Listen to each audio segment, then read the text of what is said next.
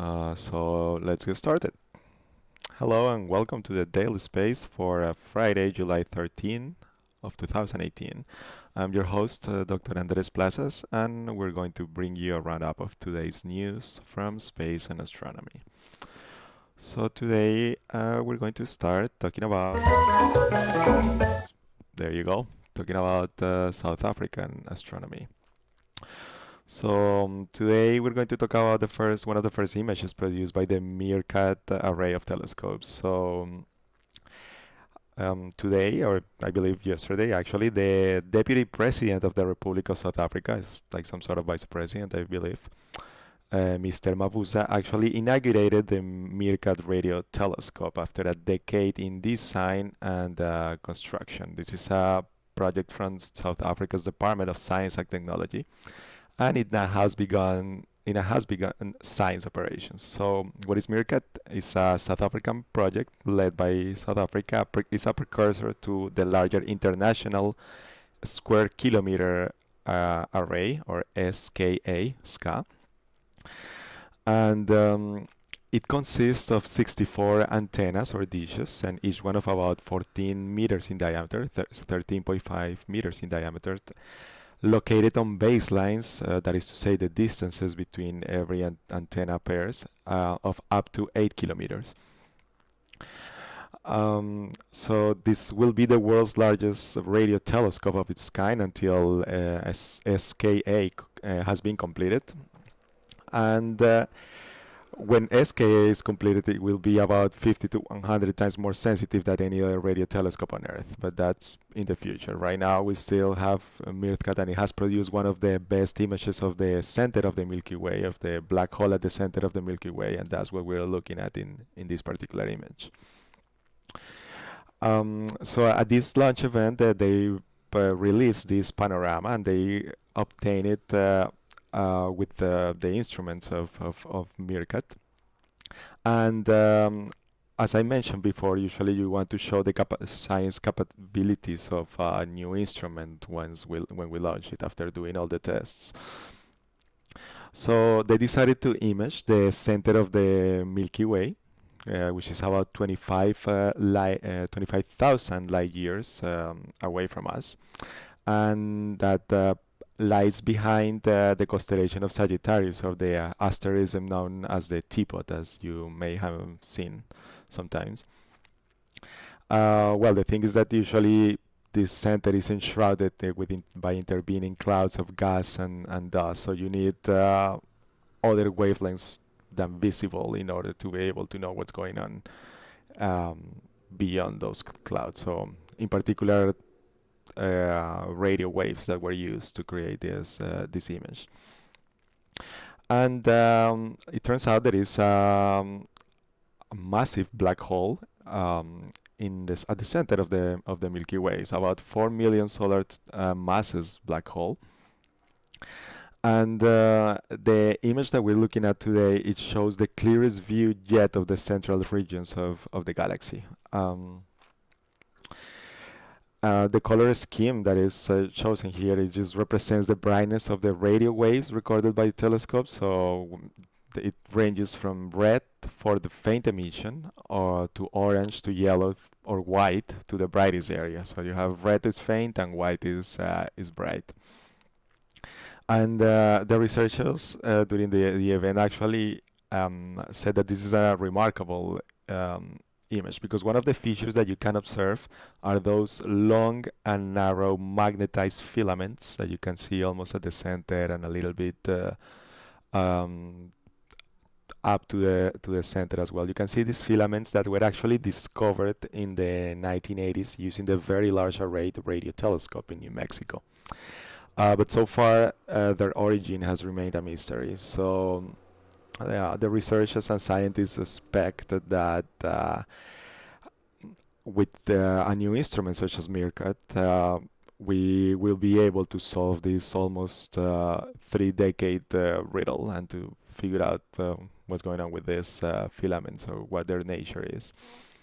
So yes, this is a very important highlight, a very important project ahead of the Square Kilometer Array.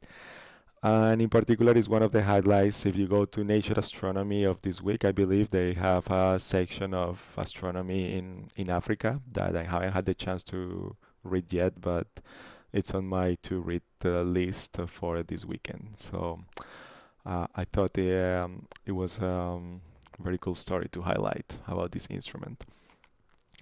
And the next story that I would like to talk about is about again gravitational waves and the Hubble constant. So yesterday we were talking about the Hubble constant and how there is a discrepancy between what you measure at the from the CMB and what you measure in the directly with Cepheid variables in the local universe. So there was a paper published today in Physical Review Letters in which researchers from Harvard and MIT, the Massachusetts Institute of Technology, they pointed out that we can use the signal from coming from the gravitational waves that you get from a black hole and a neutron star binary. And as long as you're able to measure this signal very clearly, then it turns out that you are able to determine the distance to these objects to a very, very high precision. And once you have that distance, then you can know more about the expansion rate of the universe. It's very fundamental to measure the Hubble parameter, the Hubble constant. It is very fundamental to get accurate distances, and that's why we were talking about measuring distances with Cepheid variables yesterday. So, okay, so last year actually, as you may know, there was already an event. Actually, was announced by the National Science Foundation because for the first time we observed the gravitational wave signal coming from a pair of neutron and neutron stars. So the researchers from this paper are proposing a pair of black hole and neutron star, and we'll see why in a moment. But backing up a little bit, as I was saying, last year we already measured the signal, the gravitational wave signal coming from a neutron star, and at the same time we saw electromagnetic counterpart. So that was awesome, and that was a big deal.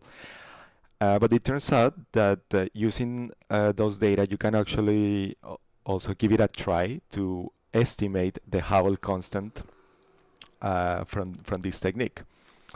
So as you guys can see, measuring the actual value of the Hubble constant is a big deal, and the more techniques we have, the better. So we have a strong gravitational lensing, time delays, like we've talked about this in daily space. We have the direct measurement of the Cepheid variables. We have weak gravitational lensing. We have the CMB. And now with the new coming of the gravitational wave astronomy and the multi-messenger era, we're going to have this other technique. So the researchers actually measured the Hubble constant using the neutron pair, but they did it with an error bar of about 14%. And actually, that's a huge error bar, but it's showing that it's possible to do it. So that's great from that point of view. But why is it hard when you have a neutron pair? These two objects are actually orbiting around each other, and they create a whirling disk of energy as the two stars spiral each other, and they emit gravitational waves actually in an uneven fashion. So most of the gravitational waves come straight from the center of the disk, but you also have a fraction of gravitational waves that come from the outskirts of the disk when you have this particular system. So that's going to give you like an error and uncertainty actually in the distance, and that's going to propagate into the uncertainty of what you can get from the Hubble parameter. So in the paper that we're discussing today by these Harvard and MIT researchers, they actually point out that if instead of using black hole, if instead of using a neutron star pair, you used a black hole neutron star pair, you actually can get a better and precise measurement of the distance to the system. And these guys, they started figuring it out even before LIGO detected gravitational waves back in 2014, when they're doing a lot of simulations, and the story tells us that they wanted to know more actually about the spin properties of the black hole. So they put a lot of different black hole pairs configurations into their simulations. Black hole, black hole neutron star, and they actually found out that the accuracy of the distance measurement in this particular system, it's better than when you have a neutron star. So what is the catch? The catch is that this black hole neutron star system, we think that they're not as abundant as the neutron star system.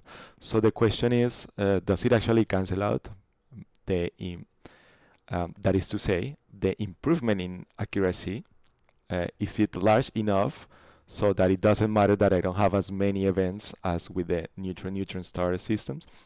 And they actually found out that yes, that even if the neutron binary systems were outnumbered the black hole neutron star systems by 50 to 1, you could at that point you could still get an accuracy that is similar between the two methods. And maybe if you're lucky, if you have a slightly more abundance of a population of black hole neutron stars, then you could produce a result for the Hubble constant that is 4 times as accurate as with the previous numbers. So the researchers conclude, and they quote them in the press release, saying that so far people have focused on binary neutron stars as a way of measuring the Hubble constant with gravitational waves. But now with this research, they show that if we use another type of gravitational wave source that's people haven't thought much about in order to measure the Hubble constant, then it could actually be worth it, and it could actually get an accuracy that is important, that allows us to tell us about the discrepancy of this tension between the different values of the Hubble constant that we're getting from different techniques. So remember that at this point the name of the game is to shrink the error bars. So yesterday we were talking about that Adam Rees and their friends, they were trying to shrink their error bars to 2% and even to 1% in order to make their measurements comparable with the accuracy that you get from the CMB. So here I didn't see in the press release actually what would be the accuracy, the exact number for this black hole neutron star. They said that it could be better than the 4 times better than the 14%. So okay, you still get like 3% or something like that, 4%. But maybe they talk more about that in the paper, and yeah, I should check that out as well. But yeah, okay, that's talking more about the Hubble parameter, the Hubble constant, and so today is the Hubble constant, but I call it sometimes the Hubble parameter because it does change with the cosmic history of the universe. It's a function of the expansion parameter of the universe when you do the actual equations in cosmology. But yeah, it's the Hubble constant. And finally, we're going to talk about asteroids. So this is some news from JPL, the Jet Propulsion Lab, where I used to work there for WFIRST, but JPL is mainly known for solar system exploration, not a lot by cosmology, but they still do cosmology. And anyhow, but today we're talking about a new type of asteroid that they thought it was a single asteroid, but they actually combined measurements from different facilities to figure out that there were actually 2 objects orbiting each other. So these have been new observations with 3 of the world's largest radio telescopes. One of them, so the story started that on June 21st, a few weeks ago, this asteroid whose name is 2017 YE5. So this asteroid actually made its closest approach to the Earth, the closest approach that it will make in the next at least 170 years. And it came as close as about 6 million kilometers of the Earth, which is about 16 times the average distance between the Earth and the Moon. Then observations on June 21st and 22nd made in Goldstone by NASA's Goldstone Solar System Radar in California. They showed the first signs that this asteroid actually could be a binary system. But it wasn't that clear. So the scientists actually resorted to other two facilities. One is the Arecibo Observatory in Puerto Rico, and the other facility is the Greenback Observatory in West Virginia. So they actually work together in what is called a bistatic radar configuration. That means that Arecibo transmits the radar signal, and then Greenback receives the returning signal. And they were able to confirm today that together, using the data from these two facilities, they were able to confirm that is actually that this system is actually two separated objects. Um, so yes, these observations actually indicate that the objects revolve around each other once every 20 to 24 hours, like once a day, more or less. And then there were some more follow-up observations in the visible range. And the Center for Solar System Studies in Rancho Cucamonga in California. I don't actually know where that is, somewhere in California. But yes, well, okay, what else do we know about this? So the radar imaging shows that the two objects are actually larger than their combined optical brightness. The combined optical brightness originally suggested that they were smaller than they actually found. And the two rocks do not reflect as much sunlight as a typical rocky asteroids, and so they're saying that this system is likely made as is dark as charcoal. And the Goldstone images taken on June 21st, they also show a striking difference in the radar reflectivity of the two objects. So this is a new phenomenon. It says it's a phenomenon not seen previously among more than 50 or other binary asteroid systems studied by radar since the 2000s. So scientists actually estimate that among near-Earth asteroids that are larger than about 200 meters, so 650 feet, about 50% of those are binaries with one object and with a certain size, and the other object being a much smaller satellite. So this almost equal mass binary that we found in this object 2017 YE5.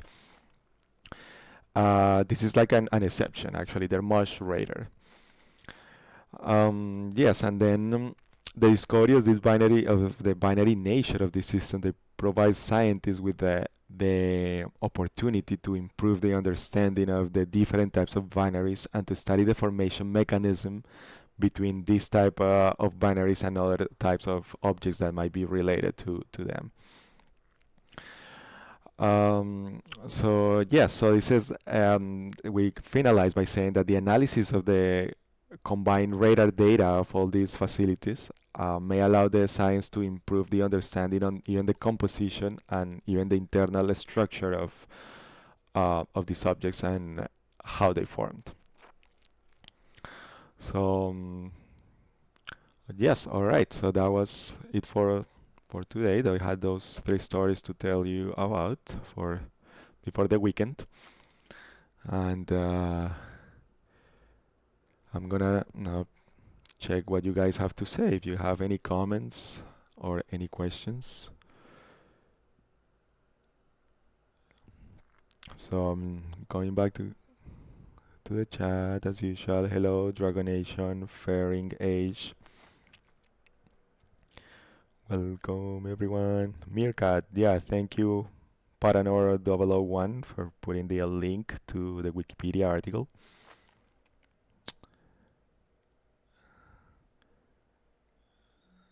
The signals are strong tonight. I did not get that reference, so I don't get your plus 100 points, Guido B.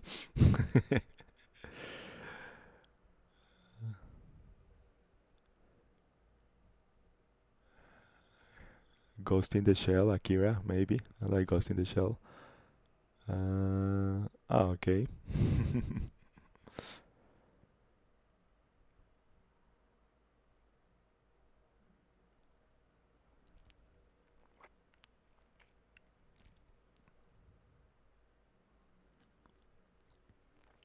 So what exactly are we measuring the distance with? Dragonation asks. I believe you're asking about the gravitational waves.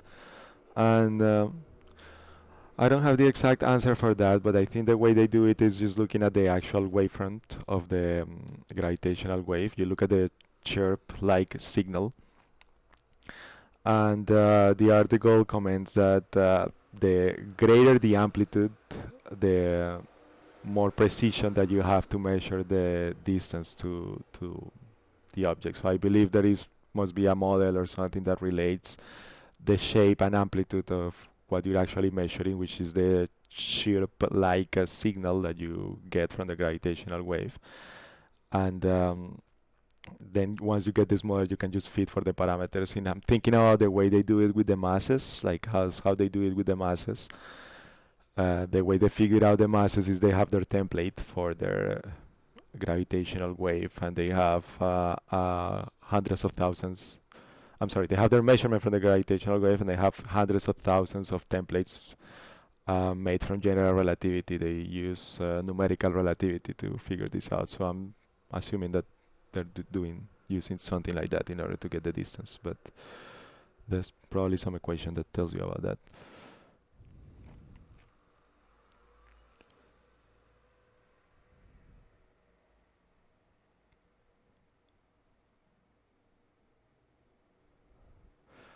I wonder if the binary asteroids will just collide with each other, and then somebody says, how would a binary asteroid like this come to be? And then what the number and name of the binary asteroid is. So I know the answer for the easy question of that one, which is the name of the asteroid, which is 2017 YE5. How did it come to be? I don't know. And if it's gonna be unstable, that I don't know. I would think it's unstable, yeah, system, but um, usually in the solar system, objects are stable for a long, long time, but then after a certain period of time, it starts becoming chaotic. Either you get a perturbation or something is not completely deterministic, like for eternity, so to speak, even though it just follows Newtonian mechanics that is supposed to be deterministic and stuff like that. So, yes, I don't know exactly about the long-term stability of this particular system. I'm just babbling around what I know about the general solar system and the celestial mechanics. And how did it come to be? That's a mystery because it's a mystery to me at least. I don't know because well, they do mention in the story that this type of system is actually not common, and they say that of those systems that are larger than 200 meters, about 15% are like a big rock and a very tiny, tiny satellite. But if you have like two things that are um, that have masses that are comparable, so yeah, I don't know exactly how it could have been created. So Sarge is my celebrity crush. Who is Sarge? I don't know. Hey yo.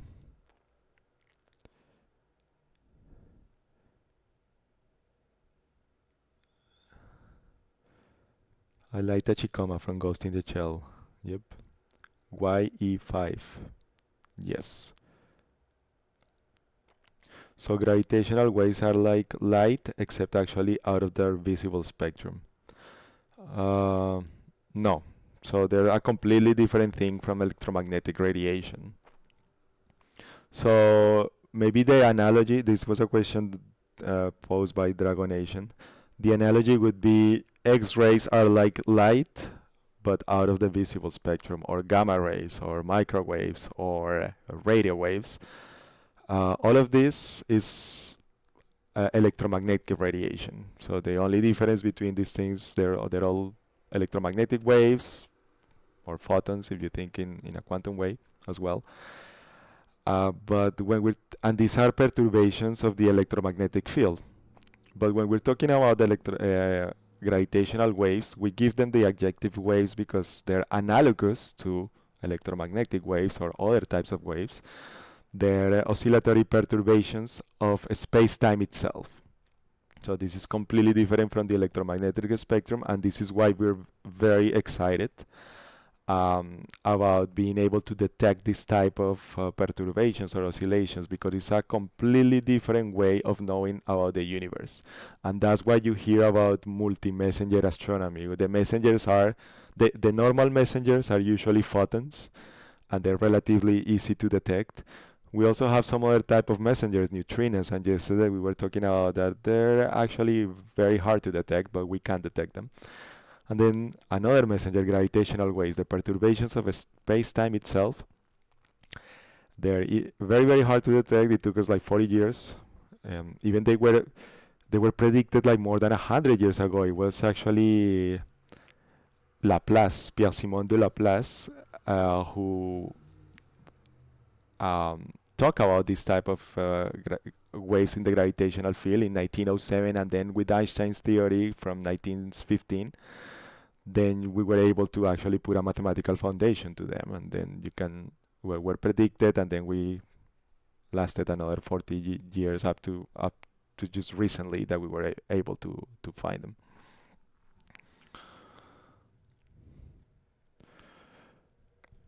Yes, gravitational waves are ripples in space-time itself, exactly.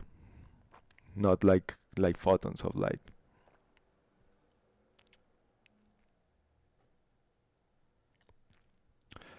This is the first radar image from Arecibo since Maria. I don't know. Yes, I don't know, Larry, but maybe. Yes, Einstein and the consequences of relativity strike again.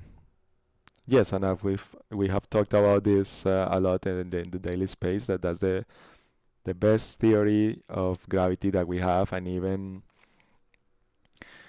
when you read one of the classic books of general relativity in grad school, Space-Time and Geometry by Sean Carroll, then he opens by writing like this is the most elegant theory that we have ever invented, and still passes tests. But then on the other hand, we have these other observations like about dark energy, or observations where you need to take into account the quantum theory and gravity, like quantum gravity, that not observations but regimes, where we know that there has to be something beyond general relativity. So yeah.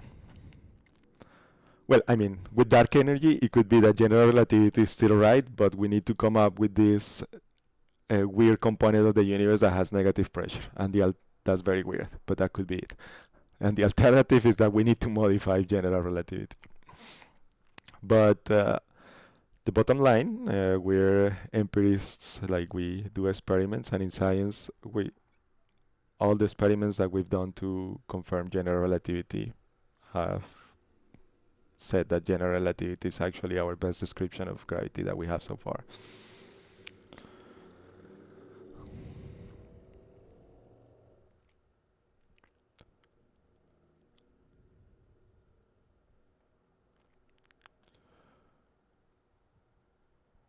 Um, Larry, I don't know, it's always appreciated.